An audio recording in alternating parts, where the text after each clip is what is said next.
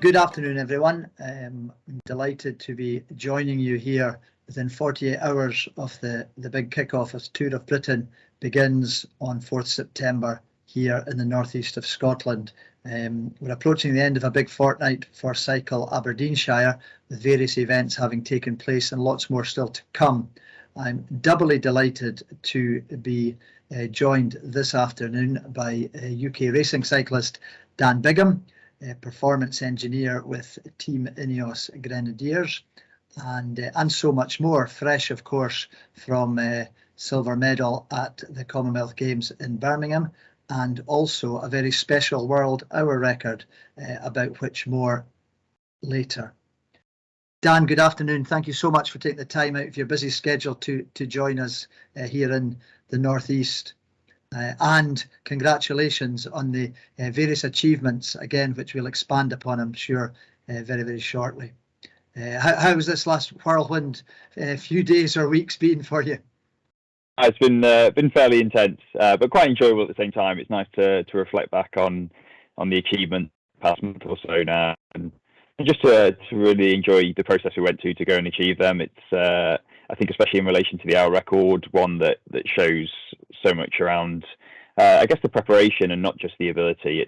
It's truly understanding the demands of the event, and I think that's what makes it enjoyable as an engineer to tackle a problem and to really get your teeth stuck into it and see what you can achieve. So yeah, it's been busy, and I'm quite looking forward to watching the Tour of Britain after having raced it last year. It's some really fond memories there, especially of the team time trial, which is a shame to not have one this year, but there's obviously different demands of the event, and it's proven to be quite an interesting one to look at, especially with a summit finish on the opening stage, really.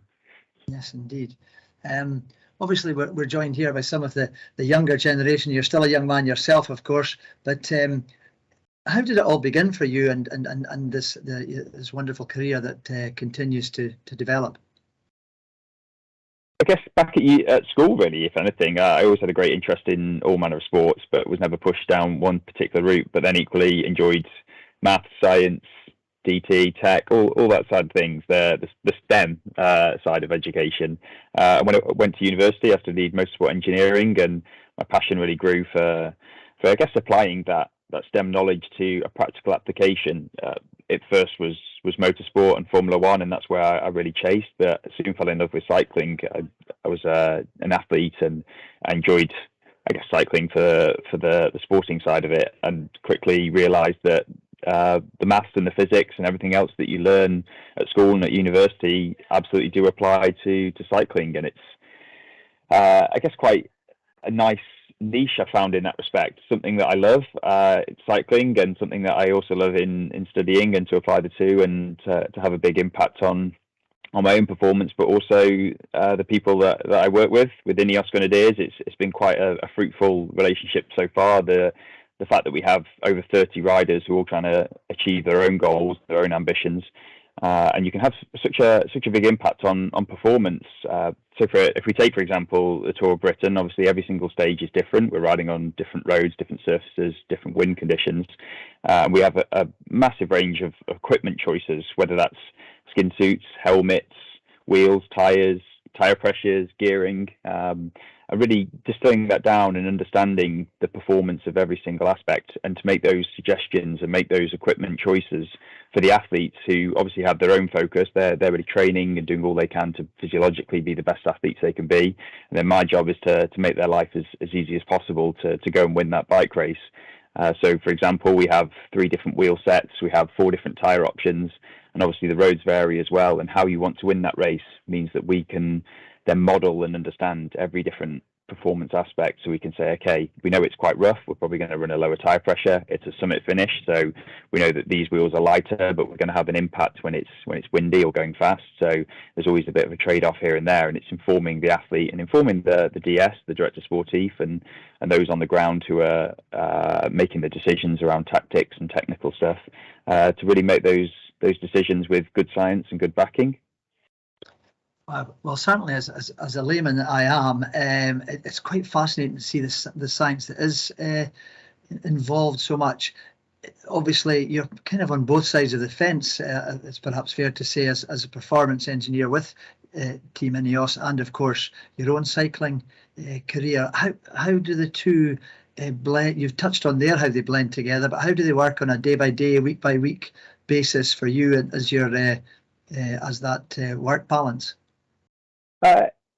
Sometimes for the betterment, sometimes it can be pretty hard to be a cyclist alongside having a full-time job. It definitely requires good time management, but I think because it's so enjoyable and because I benefit from my own personal performance from the work that I do, I think it's quite rewarding. It's something that I think I would do anyway. If I was working in something totally different but was still trying to ride my bike, I feel that having that passion outside of your work that you can really pour your time and your effort into it's quite a fun thing to do, and I think I would encourage a lot of people to try and find what that is in their life. I think most people sitting here probably have a different sport that they enjoy, and I guess the one advantage of STEM is that it applies to everything. We can't get away from maths and physics. It literally does apply worldwide, and the more you dig into it, the more you can understand, and the more you can have an impact on your performance. We all train to try and be better athletes, and I think trying to apply that as well can give you that extra edge, that performance advantage that we all want.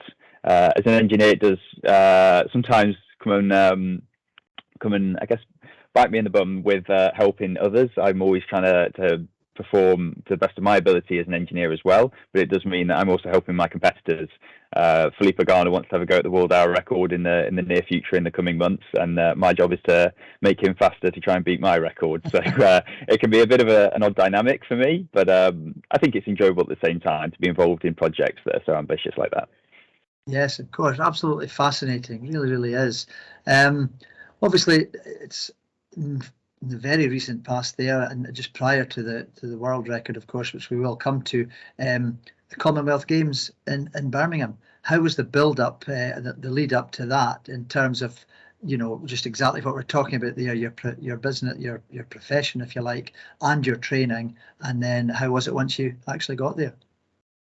So the build-up was quite interesting. I attended both time trials at the Tour de France.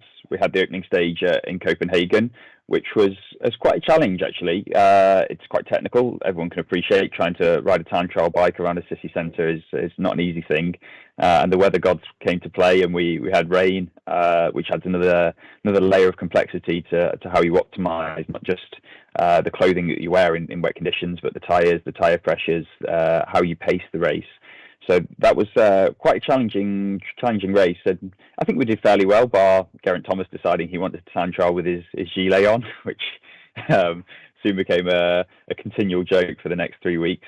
And then I went on altitude camp with the rest of the team. So everybody who wasn't racing Tour de France headed to Andorra. So I had quite a successful camp there, where we spent a huge amount of time working on positional developments for all the riders who'd be racing the Vuelta a España, which is currently going on right now. So it was a good opportunity to get back to the grindstone and really help athletes move forward. So people like Carlos Rodriguez, Lucas Plapp, if you're into cycling, they're probably quite familiar names. And for my own preparation as well, the altitude was quite helpful, quite interesting. It's something that I think sports science has really started to uncover the true benefits of. The fact that being at a higher altitude, the barometric pressure drops, so your blood oxygen saturation drops and your body responds. And it's quite a good stimulus for athletes. And can be quite an interesting area of research, and I think sports science is really starting to dig into that now. And okay, I'm not a sports scientist by trade; I'm more on the engineering side, but it's quite an interesting area. And then I came back down via the Tour de France again for the final time trial, which went pretty well, both for Filippo and for Geraint Thomas. He secured his third place at the Tour de France, and from there straight into the Commonwealth Games, which it was Birmingham technically, but the track was in London. So that was really good to sort of parachute in, especially towards the time trial. I felt in good form that day, and things came together. And home advantage, I guess. It was a course local to myself, not far outside Birmingham for the time trial. Okay, I didn't manage to get across the line. I found the limit of adhesion, shall we say, through a corner, which is quite interesting looking back. I think that was more down to my ambition of how I would achieve performance. And I guess it comes back to understanding how you achieve performance and how you can compete with the world's best. Physiologically, I'm not at the same level as some of the best guys in the world. Your Geraint Thomases, for example, they just finished third at the biggest cycling race in the world. and I'm trying to compete with those guys. So the way I achieve that is through understanding of physics, and the one advantage that you can do through a lot of technical practice is to corner quicker than others. It's quite an easy, quick win. But obviously that puts you on the knife edge, and sometimes you get burnt, and that was one of the days, unfortunately. But nonetheless, a very enjoyable time at the Commonwealth Games. Wonderful, and a very special moment, I'm sure, receiving that silver medal. Congratulations, that's wonderful, wonderful. Not a lot of rest time thereafter, and it wasn't probably a matter of days really until mid-August when you embarked upon your latest world hour record, which obviously ended in major success, 55.548 kilometres. Many congratulations again. How was the lead up to that, following on from the Commonwealth and the aspect?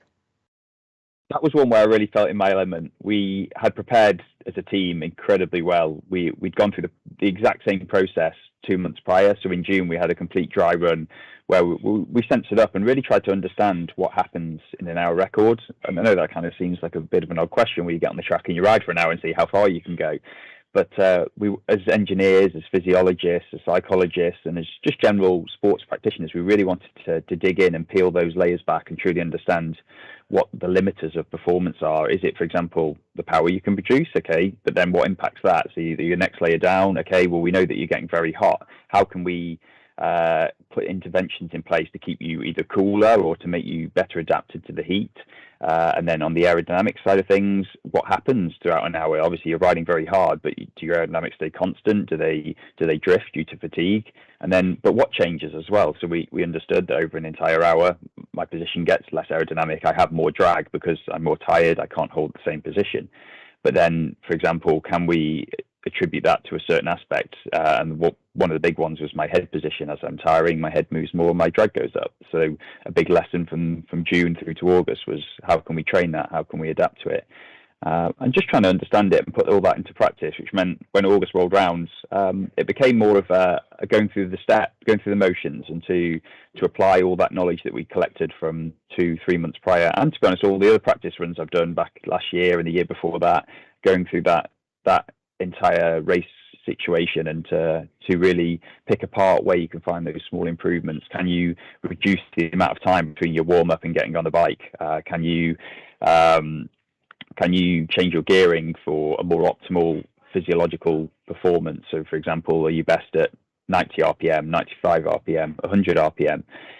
And all those kind of little questions. They were fun problems to tackle, and it meant on the day that it was, relatively speaking, plain sailing. But I think that's more of a reflection on the general team's preparation, that we could go into something like that and be very confident in how we're going to execute, and knowing that if we do everything that we know we're capable of, then the record is very much achievable, and it comes down to a case of execution and not unknown. And I think that's where that knowledge, that understanding of all the different aspects of performance, how maths and physics helped us, but also how the sort of physiology and chemistry of physiological performance also helped us, and that if all of that came together, then the record was achievable. And thankfully on the day it did, and managed to put nearly 2 laps onto Victor Campenaerts's record. And did you, as it was underway there, when did you feel that you were there, you were going to beat it? I mean, obviously, as you were, is it difficult to pinpoint, perhaps? Yeah, I think you're right. There wasn't a moment where it was like, okay, now it's mine. Obviously, until you cross the finish line, really, if the hour is up. The scary thing with the hour record is you can be on pace, you can be riding equally as fast, if not faster than the record, but the record isn't broken until you have covered that distance. So you still need to keep riding.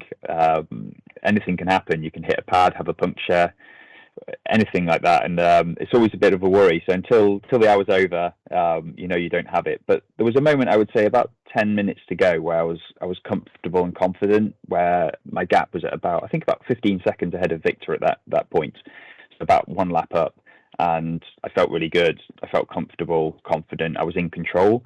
And that was one thing that we'd really focused on for the entire hour, to have 3 points of focus, of keeping control of my breathing, focusing on my head position, and making sure that I rode a good line. And as long as I did those 3, everything else should fall into place. They were my controllables. And with 10 minutes to go, my breathing was in control. My line had been great, and I felt in the right position. And from there on, it was the case of climb the limit and sit there for 10 more minutes and not so much bring it home, but get it all out. Good for you. No, congratulations! A wonderful achievement. Back into the record books. First class. Thank you. Yeah. As we sit here now, we're a matter of days, obviously, from the Tour of Britain kicking off in the northeast in Aberdeen City, and then out into the beautiful Shire, as you're well aware.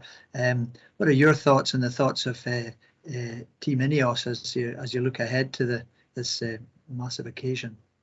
I think it's a race that we want to target. There's been a lot of discussions within the team of how we go about that, obviously with what rider, on what kind of stage. And that's where I can really help to feed in to say, okay, well, this kind of stage will probably suit this rider. And also this other stage might expose them. And especially with general classification, where it's all about time gaps, we need to make sure that we're very aware to not make the wrong decision, as well as making sure that we make the right decision around equipment. But also there can be really interesting things around trying to create opportunities. So I think a lot of people have seen Tom Pidcock, his descending video down Mont Ventoux back in the Tour de France.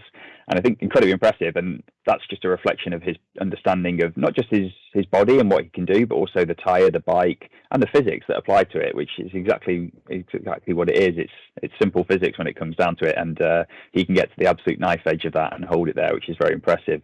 So yeah, we can look across different courses, different stages, and say this can be a really good opportunity for someone like Tom to attack on a descent, or someone like Richie Porte, who's more of a climber than he is a descender. And he obviously can descend quite well, but not probably to the degree that Tom can.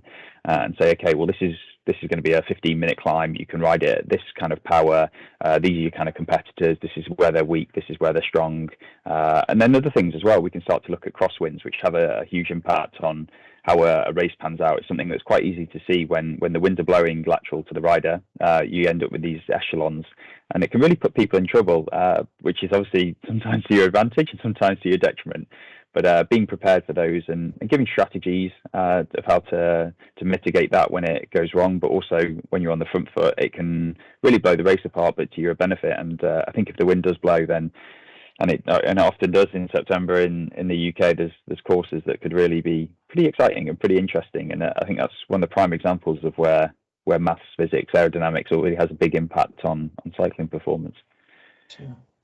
Without giving away too many secrets, I'm guessing that preparations are going well then for Team Ineos as we approach the day. Yeah, I think we're quite excited. Obviously, as a British team, we want to perform well in our home tour. And there's a lot of riders as well within the team who are really passionate about performing in this race. A lot of them have, I guess, graduated, if that's the right term, through the Tour Britain onto the World Tour. So they've experienced it at lower level teams, and now they're at the top of their game, and they really want to show what they're capable of. And I think the parcours this year is definitely one that is going to challenge a lot of riders. And yeah, I'm really excited, and I think the entire team are, to see what we can achieve. Good. Can we put you on the spot for a prediction? Ooh.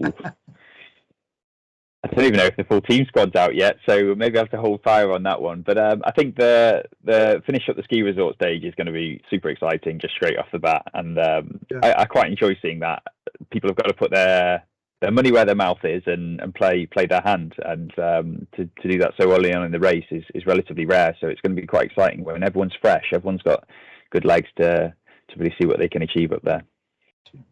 Dan, it's a hugely exciting time for cycling in the United Kingdom and indeed beyond, and in particular this weekend in our small corner of the country. We hugely appreciate you taking the time out of a very, very busy schedule to join us this afternoon. Many congratulations again on your achievements this year. We wish you and Team Ineos all the very, very best for the future, and hopefully we'll catch up again sometime soon. Great. Thank you for having me, Ian. Pleasure. Thank you. All the best.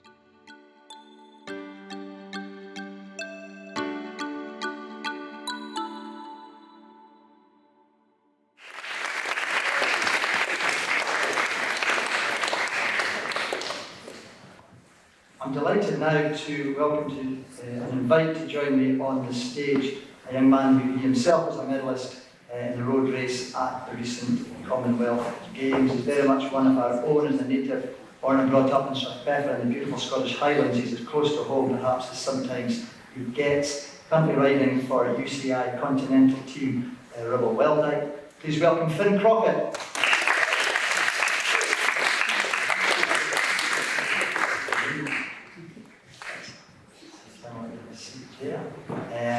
and giving his own spin on cycling and indeed sport in general. Senior physical preparation coach and Grampian for Sport Scotland, David Boyd.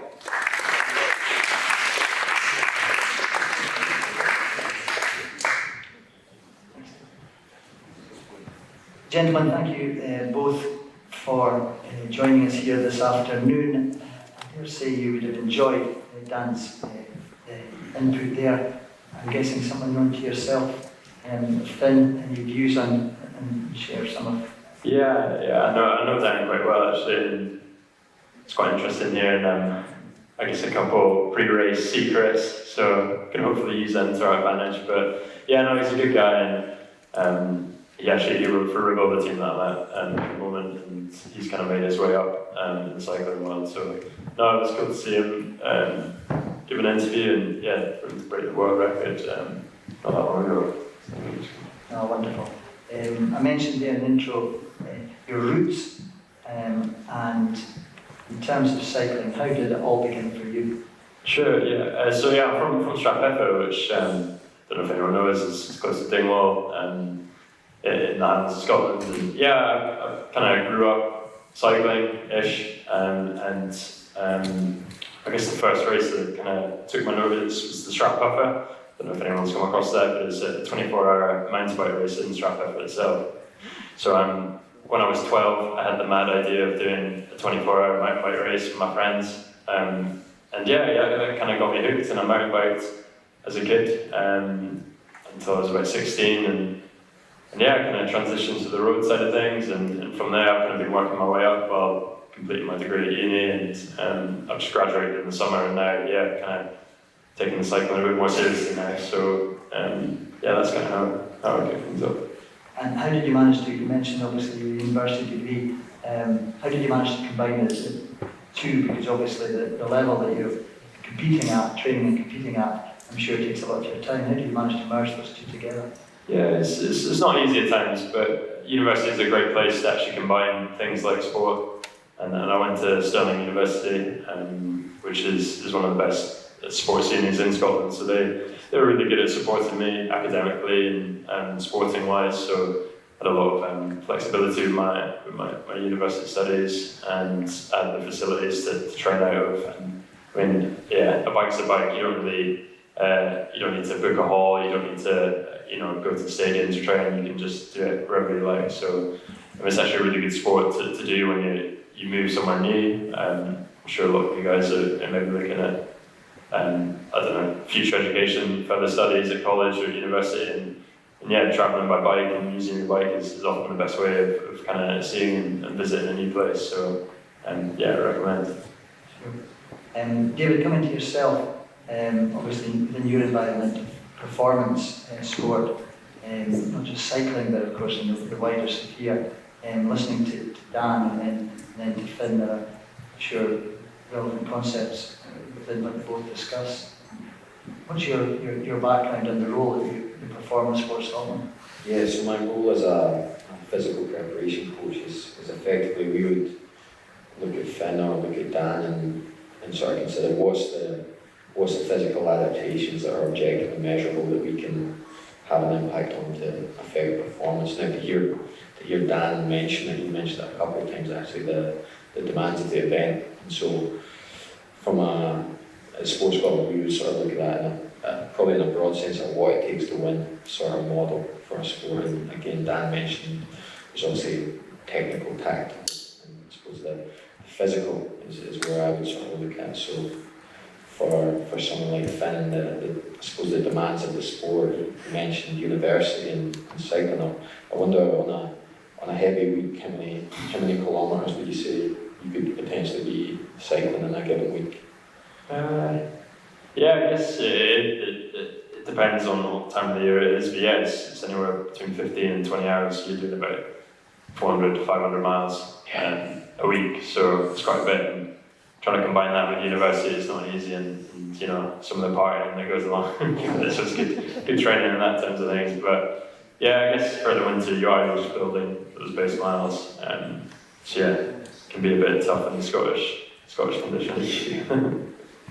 And so I suppose then the last thing I would maybe add on that is then looking where Sport Scotland Institute of Sport looks to help athletes would be, Finn mentioned university studies, so it would be performance lifestyle, performance nutrition would obviously have a huge factor, physiologists in terms of testing, and that's where we sort of look to help Scottish athletes perform on the world stage. I guess Finn, now that the university is completed, and congratulations on that, a day in the life of Finn Crockett perhaps will look slightly different going forward, but how would that have looked the last 3 or 4 years? How would that pan out? Yeah, sure. I guess I'll run through my last semester at uni, which was pretty hectic, and dissertation and modules finished. It's a really important time of a university year, so it counts obviously towards your overall, and you want to do well in it.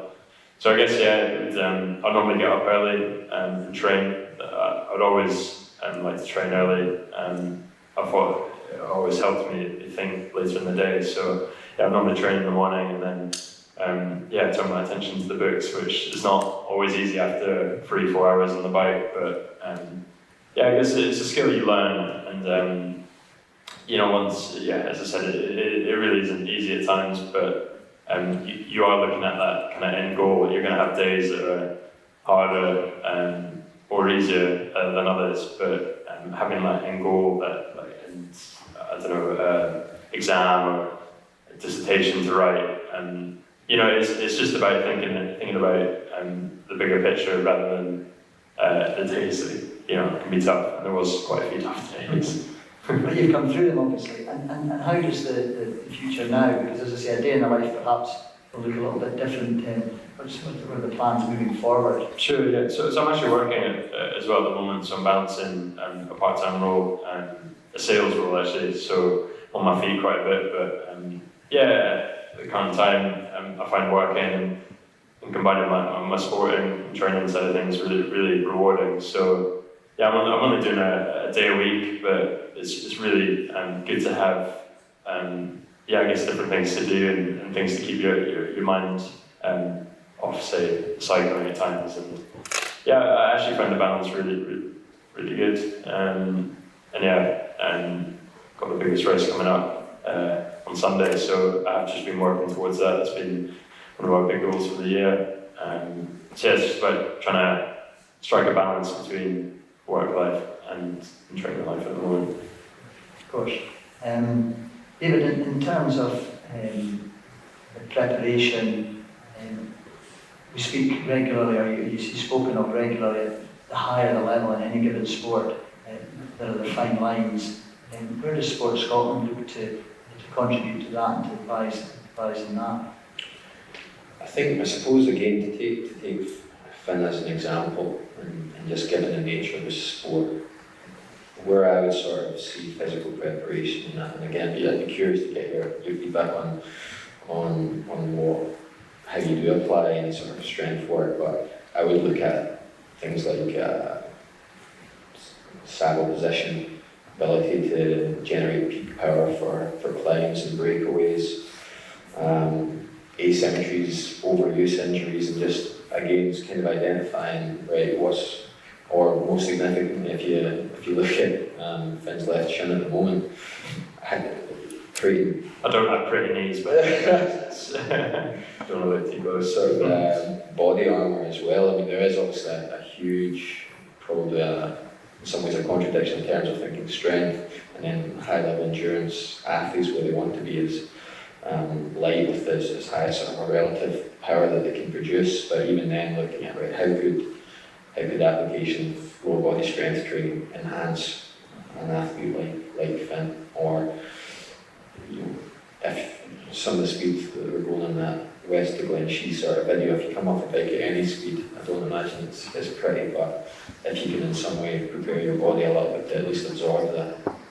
the demands of the sport, and then availability is the best ability for any sport really. So, of course. So we'll come to the injury very shortly.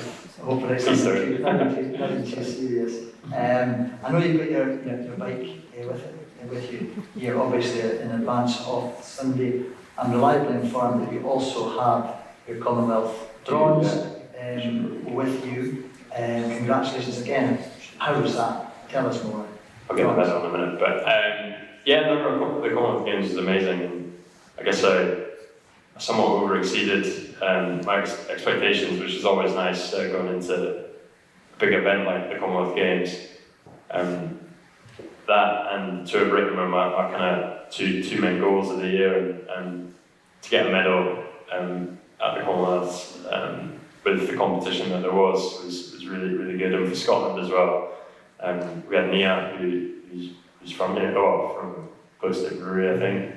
She got a silver medal in the road race for Scotland as well, and then we got bronze with myself. So yeah, I guess the whole experience of it personally was amazing, and for Team Scotland it was great. I think we won the most medals out of any Commonwealth Games for cycling. So yeah, I guess a really successful games.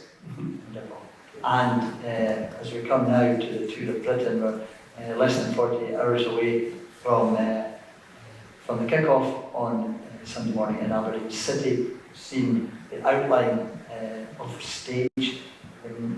What's your thoughts on that? You've obviously had a chance to have a look at the stage, and are there preparations coming up? Yeah, so stage 1 and 2, I know quite well. I've been on the roads quite a bit. I've raced on the Sui circuit. I don't know if you guys know that climb, but it's horrible. But yeah, no, it's really exciting. I'm really looking forward to racing against some of the best guys in the world, and hopefully, flying the Rebel colours and the Scottish colours as well. I hope to kind of get up there tomorrow, or not tomorrow, sorry, on Sunday or on Monday.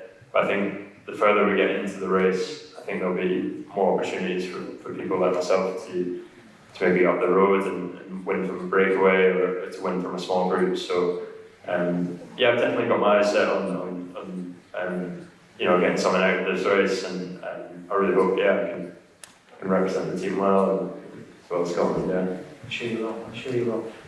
David, for the elite athletes, now at this stage, less than 48 hours from the big event, any particular concepts that you'd be undertaking at this stage? Or I know many sports are obviously very, very different. It's a good question. I suppose for most sports, so again, taking cycling and then really looking broader. I know from speaking to some of the pupils earlier to do with different sports and swimming and football and basketball, you'd have different sort of preparations immediately before. Conventionally, you would be tapering, whether that's a reduction in volume or maybe an increase in intensity, but certainly bringing down the volume of your training because what you don't want to be at the start of any sort of event is fatigued. You want to give yourself the best opportunity to perform at your peak. So again, what that looks like per sport, whether it's again bringing down from hundreds of kilometres a week down and sharpening, but then you obviously don't want to lose the underpinning sort of physical adaptation you've been trying to achieve as well. So it's a real a challenge to do it right, and I think Finn would probably be able to attest to everyone's different in how they approach that. So again, I'm not sure if there's a favourite meal or anything before the night before, or again, sleep, any sort of specific things that you maybe go for. Lots of porridge. Porridge, that's what's that. But yeah, sleep's huge, and especially the run into the actual competition. So I normally, I work back from about 4 or 5 days out, and I will focus on getting 8-9 hours sleep a night beforehand. And yeah, eating well as well. You want especially for a big tour like we've got coming up, you want to make sure you've got enough energy stores within the body. So you've got to eat well beforehand. You've got to be stocked up on carbohydrates. So yeah, I've had a good weekend with lots of eating, which has been fun. But yeah, no, I think we race so much that we get into our own little routine. And as you say, it's very individual. I myself today I'm not going to cycle, I'm just going to have a nice easy day, and then tomorrow I'm going to open up the legs, do a few sprints, and then that should be me kind of ready to roll on Sunday. So some riders would do it different, or wouldn't take any days off beforehand, but I myself like to go in quite rested, and yeah, that normally bodes well for me. Hopefully I'm right in assuming that the injury is relatively minor, is it, on your left? Yeah, no, I'm fine. Yeah, I just had a little run-in with a car on Sunday. But yeah, I was racing in Holland on Sunday, and it had lots of gravel sectors, which was quite interesting, and managed to puncture, and I was chasing back onto the race, and as I was making my way up, the doctor's car, out of all cars, slammed on in front of me, and I went into the back of it. So yeah, I've taken a bit of my shin off, but I'm absolutely fine. Yeah, just kissed the tire. The car's okay. The car, yeah.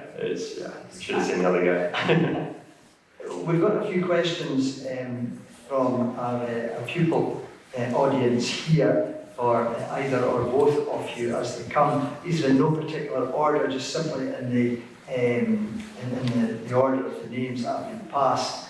I'll ask the pupils, if I may, when as your name is read, if you could maybe just stand up to ask your question. Firstly, from Rokas Matthew Levikis.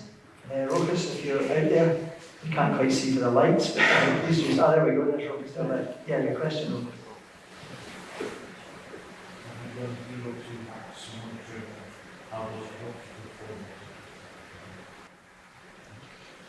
That's me.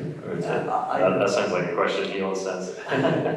Yeah, so VO2 or VO2 max, maximal oxygen uptake for any sort of endurance sport is obviously a really good indicator of what's the oxygen capacity that an athlete can use and then use as fuel.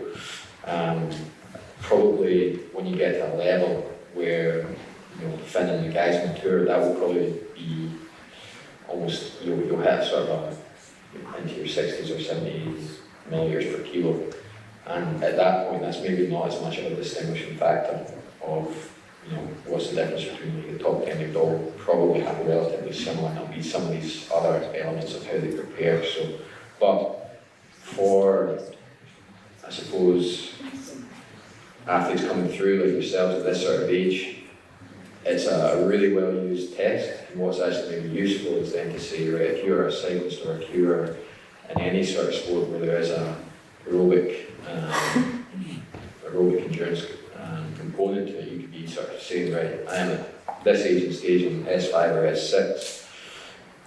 Where do I need to be at world class, and what is my sort of trajectory? What do I need to be achieving year on year to get to the stage where Finn's at, who compete sort of Tour of Britain and beyond? So yeah, useful if you can do it.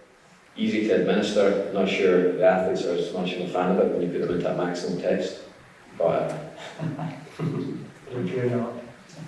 It's a great question, Rokas, thank you. Amy Coots, where's Amy? Hi, how do you get yourself riding that before starting Brexit through Britain or Hong Kong? Cool. Yeah. Yeah, the mental aspect is honestly just as important as physical preparation. Not a lot actually changes for me. I've raced my bike for 5, 6, and probably even more than that, 7+ years. And I guess as you get more experience, you learn how to prepare for races. And I'm going into the Tour of Britain, which I've never done before. And it's one of the highest races that I'll ever do. But I'm so well used to racing that it doesn't seem different to me, which I guess is really nice. It takes off the nerves. I'm still obviously nervous, and I'm still really keen to do a good ride. But my mental preparation doesn't change. I remember when I was a little kid, I would get really, really nervous before races or any sort of competition, and it would honestly stop me from racing sometimes. I would just freak out. But as you get older, you learn how to kind of control your emotions. And I think that's a really important aspect that, again, you just learn over time and through experience, and that's definitely helped me go into these bigger races without putting a lot of pressure on myself. Again, that really helps just with your performance. And if you alleviate the pressure from yourself, you normally perform a lot better. So, I think that's probably my biggest tip to all of you is not to worry about it too much. I know it seems easy, but it's amazing how much extra energy and pressure that puts on you. So really just trying to go in with a kind of free mind and free spirit. It's very hippie-like, but it really does help you perform to your peak. So that's my tip. Excellent. Excellent. David, anything to add to that? No, you'd probably be better having one of the sports psychologists who could maybe, but yeah, I think sort of visualization and process, isn't it? Like Finn's alluded to there, just not letting it, not letting the emotions get on top of you. I know it's at every sort of stage, athletes can be feeling that. I mean, I know just there was Hannah Miley, who again, just walking through the corridors there, you see some of the athletes who have come from this region, and I know from working with Hannah that the stress could get to her as well. You know, multiple Olympic finalists, narrowly missing out on a bronze medal by hundredths of a second. So the mental side of the game can certainly be as much as, or if not more, debilitating the physical side. So if you can stay on top of that, he'll be doing well. Excellent, Amy, thank you. Next question comes from Harry Brewer. Harry.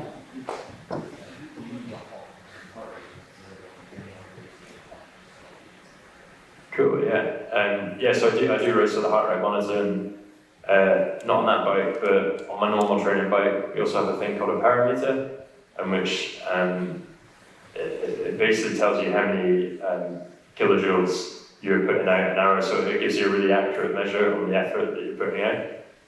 So heart rate is fantastic, and it's a great, once you start to learn how your body reacts to kind of training and performance, it's a really good measure to see if you're fatigued. Your heart rate normally dips if you're fatigued, or if you're unwell, it's normally higher if you're unwell. So I use it for that, but for training side of things, I use my parameter, which is usually on my bike, and that's how I kind of conduct my training. So with your parameter, similar to your heart rate monitor, you'll be given zones, heart rate zones, power zones, and these are the different kind of effort levels that you need to train to. So, for instance, I might have a 3 times 20-minute effort at 300 watts, and my parameter will be able to tell me that then you're doing 300 watts right now. So it's a really accurate gauge and measure to train, and it's a really helpful tool. There's not many other sports like cycling where you can you've got these kind of fine details that help you with that. And yeah, the heart rate monitor is good, but there are other ways to also measure your training, which is what it is. Thank you.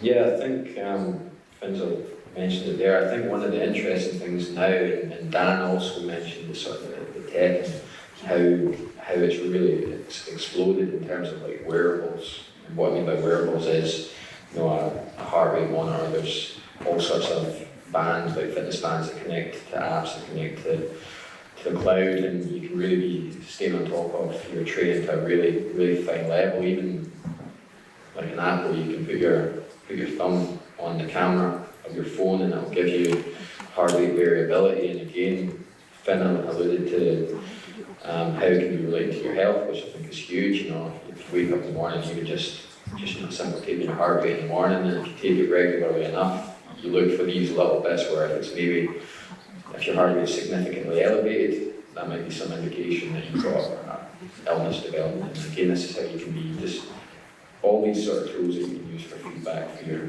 training is really useful. And I think it's really moved a lot of the sports cycling, included just along the years. Thank you. Ali, thank you. Another excellent question. Next question comes from Jamie Campbell. Jamie. This one's for David. How important is strength and conditioning training for young athletes? I think it's huge. I think, from my point of view, that as I sort of mentioned at the top, for any sport, for any sort of athlete, we will look at what's the needs analysis for the sport. And for many sports, field-based sports, football, hockey, rugby, lower body strength, lower body power, whether you're fast or whether you're stronger, is always going to help you out in most sports. So I think we're moving away from it more, the sort of some of the myths around weight training and youth. So I really encourage it. I worked with Kirsten Muir, who went to the Beijing Winter Olympics. She started as an institute supported athlete at age 12 or 13, so she was in the gym from that age. But again, it's like anything you could do. You could injure yourself at any sort of age, but if it's done with good technique and you understand it and you train appropriate to your age and your development, I think it's massive. And again, just from spending a bit of time in the facility we've got here and spending some time in the fitness suite, I think it's a really exciting opportunity. Again, like I said, I would work with a very small number of athletes who are selected for institute support, but sitting underneath that is pathway that those athletes will be selected from, and sitting around that is obviously schools and communities. So the more active young Scots are, the more chances there are to get Scots on Team GB. Finn at the Commonwealth Games there, that was the most successful away games by Scotland. We're counting Birmingham as an away games, where we had 51 medals, and Finn was one of them. Previous Tokyo Games, 53 Scottish athletes on Team GB. So I'm just really excited, and yeah, I've been waffling a bit, but yeah, strength and conditioning for youth athletes as part of a long-term athlete development model, I think that's really important. Yeah, I mean, I totally agree. But I think there is also there's other elements to the sport that you choose to do, and strength and conditioning is definitely one of them. For me, I maybe started when I was about 15, 16, and I always had someone kind of taking the session from me, which I also think is really important. So I know a lot of guys like to go in and try and lift as much as they can, but that's actually not the best way to train sometimes. So yeah, having even if it is just a coach or a friend who maybe knows a bit more about lifting, having that kind of guidance is really important. So I do strength and conditioning every year, especially for the winter. I think it's a really good way to train, and it keeps you strong, keeps your body healthy. So I think it's really, really important. I'm conscious of time, ladies and gentlemen, and pupils. We come to our final pupil question. Comes from Jake Cruikshank. Jake. Do you train at higher altitudes, and if you do, what are the benefits? Cool. I sadly do not. There's not really too many mountainous Alps in Scotland, in Stirling, where I live. But I think, as Dan kind of alluded to in his video, he lives in Andorra, which is 2,000 metres plus above sea level. And there is science to back the athletes who do live above, I think it is 2,000 is the threshold, or 1,500 metres is the threshold, that there is performance gains. I myself don't, I go skiing every year, and that's my weekly altitude training, but I'm not cycling then. But I guess as you kind of work your way up, the professional side of things, it does come included, and it comes a given. So at the current stage I'm at the moment, there are other aspects that I think I can utilise and train on a bit more effectively than say altitude. So yeah. I think it's obviously a huge benefit when it can be financially or practically adopted. One of the alternatives, and again it's not any more pleasant, is it's basically called an altitude tent, and an athlete could either eat and sleep, or spend up to 18 hours a day in a tent which is set and sealed with a different pressure to simulate being at set altitudes. And again, just to in the lead up to Rio, Hannah Miley again she had to set up in her bedroom basically, so she had her bed and everything's sort of set up so they should just go in and sleep in that altitude tent, just trying to get those level bits of extra performance. But again, in terms of percentage and how it's used, I think, as Finn's alluded to there's a lot of steps before that can be used to really maximise before you need to start getting to these sort of 1%, 2% performance gains from things like altitude if you can afford to live in Andorra. Jake, thank you, and indeed thank you to all the pupils. I'm sure you'd agree, ladies and gentlemen, an excellent variation of questions. Our thanks this afternoon also go to Ater and his volunteers alongside him who's looked after our sound and visual, to Malcolm Grant, who has been working tirelessly in the lead up to the last fortnight. In advance of that fortnight, the Cycle Aberdeenshire have run various events in advance of the AJBL Tour of Britain. It is, of course, almost upon us. To Inverurie Academy for hosting this afternoon. I was talking to Mr. Henry, your head teacher. It's my first visit here to the campus, and certainly the bits I've seen as I arrived, it's a wonderful, wonderful facility, as I'm sure you would agree. Although he can't be with us this afternoon, a big thank you again to Dan Bigham for his contribution, to David Boyd, and to Finn Crockett. And Finn, just before we go, our tip for the Tour of Britain Stage 1 is you. Setting yourself aside, do you have anyone that you think is going to be up there in particular? Yeah, it's a good. I really think the weather is going to play a card tomorrow. Yourselves up Benchy, the weather changes by every minute, and it looks like it's going to be pretty miserable, wet, windy, and I think that's going to change the outcome of the race. So, I'm not maybe well suited to a mountainous climb, but the weather I certainly am. So yeah, thanks for the bet with mine. I've got to choose another British guy, don't I? So, the With Candy guys, who are one of our rivals, they've got a really strong team. So I'll go with one of their guys, Rob Scott. There you go. So if you hear it, if it happens, you owe me a fiver, all of you. However much it was on. Yeah. Ladies and gentlemen, and pupils, I'm sure you would join me, and as we do from the stage as well, in wishing all the teams and riders well in the AJBL Tour of Britain. We're delighted to have it here in the northeast, of course. I do hope you've enjoyed this afternoon. Could I ask you to show your appreciation firstly, please, for Mr. David Boyd.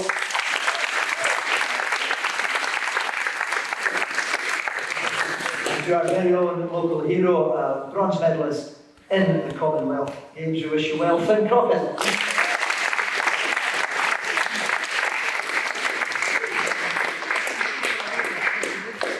I think that almost brings the school week to a close, but I may be stepping on Mr. Henry's toes there. Ladies and gentlemen, thank you so much for joining us. Big thanks to the pupils of Inverurie Academy, of course. And if you are joining the stage on Sunday, please do enjoy. It's momentous and it's wonderful for our area. Thank you very much and a very good afternoon.